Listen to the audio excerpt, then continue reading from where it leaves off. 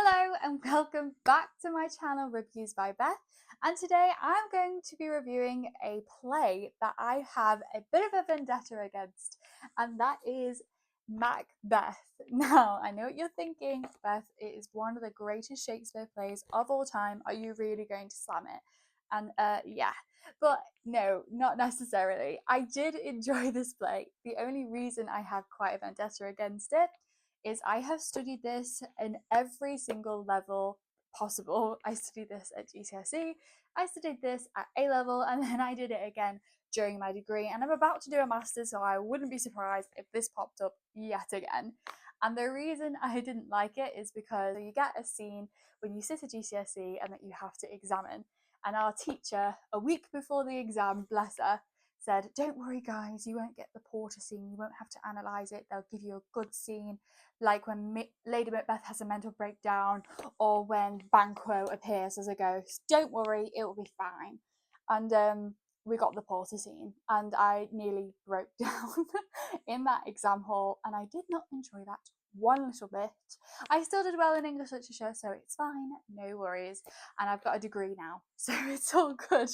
But anyway, when I'm talking about Macbeth, actually, as a play, it is not that bad. It is quite a good play as Shakespeare's go. I think it depends on how you like Shakespeare. I think it's quite a love or hate. And I do think that my experience with Shakespeare, especially when I started out, wasn't the best. I just saw it as kind of boring and kind of language that I had to get through. And I was like, this is not English. Why am I having to study this? But then when you see the beauty in his language and the poetic tendencies of the words and lines in the page, it's actually so incredible to read. But I will always say that I will want to watch a Shakespeare play rather than read it. I know, which is a bit controversial. Well, not controversial, because Shakespeare's plays are made for the stage and not meant to be read. So if you are ever struggling with Shakespeare, I would always suggest listen to it on an audio book if you can, or even try and go and see it.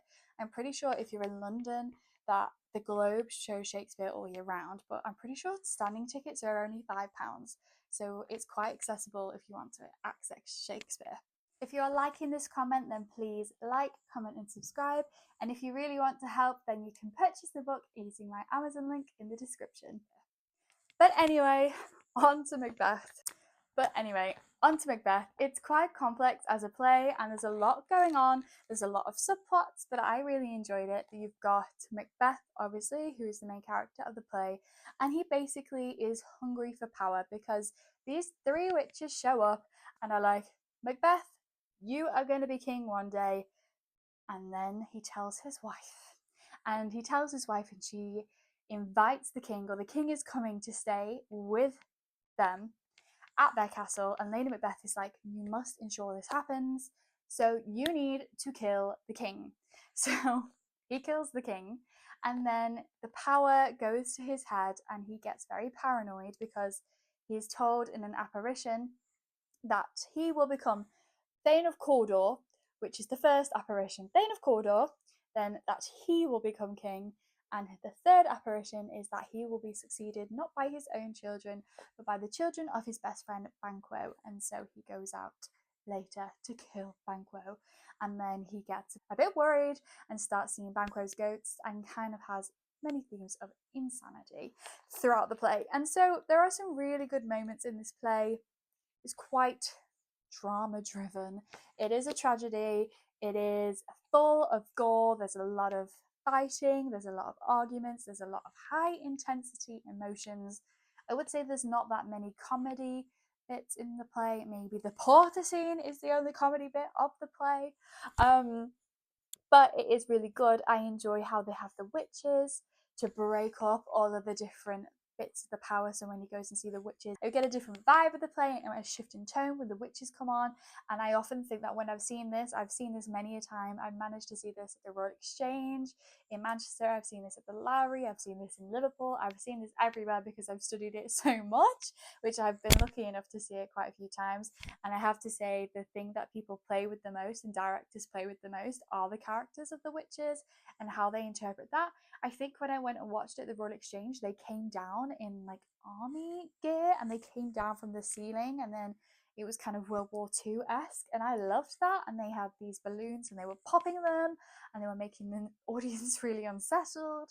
So there's many different takes to the witches, which I really like, how people can be playful with that. So as characters go, there are some incredibly good characters, not to mention Lady Macbeth as well, with her big soliloquy that I'm pretty sure everybody studies to the ends of the earth.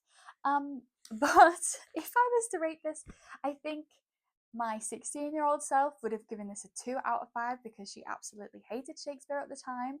But now my 21-year-old self, who has done a Shakespeare semester and has studied it and has begun to appreciate it a lot more. It's definitely not my favourite Shakespeare play. I prefer his comedies. But do you know what? I'll give it to him. I think it is a very good play. And I'm going to give it a 4 out of 5 stars. So that is my take on Macbeth. It is definitely a good one. I prefer it way more than Hamlet and some of the other ones. I don't know if I'll pick it up for a while because I feel like I've done it to the ends of its earth, but it was definitely interesting to relook at this again for the review. Again, if you enjoyed the video, please like, comment and subscribe. And if you want to support us even more, we do have a Patreon channel that you can subscribe to. Okay, thank you. Bye.